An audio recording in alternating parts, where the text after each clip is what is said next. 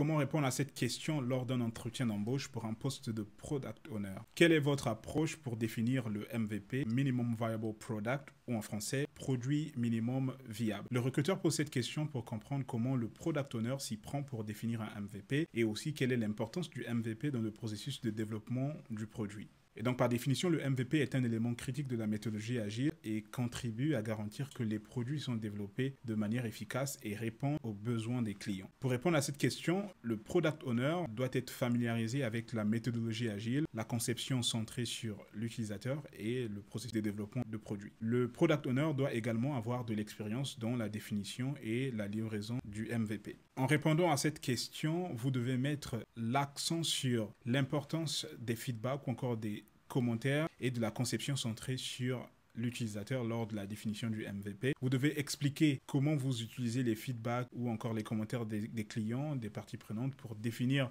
les fonctionnalités essentielles du MVP. Vous devez mentionner comment vous travaillez en étroite collaboration avec les équipes de développement pour garantir que le MVP est réalisable dans les temps et les délais impartis. Un exemple de réponse à cette question, ça va être de dire, pour définir le MVP, je commence toujours par comprendre les besoins et les exigences des clients et des parties prenantes. Cela peut inclure la collecte de feedback, commentaires des utilisateurs via des enquêtes, des entretiens ou encore des discussions de groupe. Une fois que j'ai recueilli ces feedbacks, ces commentaires, je les analyse pour identifier les fonctionnalités essentielles qui doivent être incluses dans le MVP. Je travaille également en étroite collaboration avec les équipes de développement pour garantir que le MVP est réalisable dans les délais impartis. Nous passons également en revue les fonctionnalités proposées pour nous assurer qu'elles sont réalisables techniquement et qu'elles correspondent à la vision globale du produit. Et en fin de compte, l'objectif est de créer un MVP qui répond aux besoins des clients et des parties prenantes tout en étant réalisable dans les temps et les délais impartis. Cela permet à l'équipe de développement de livrer rapidement une version initiale du produit tout en ayant la possibilité de recueillir des feedbacks, des commentaires supplémentaires pour améliorer les fonctionnalités dans les versions futures.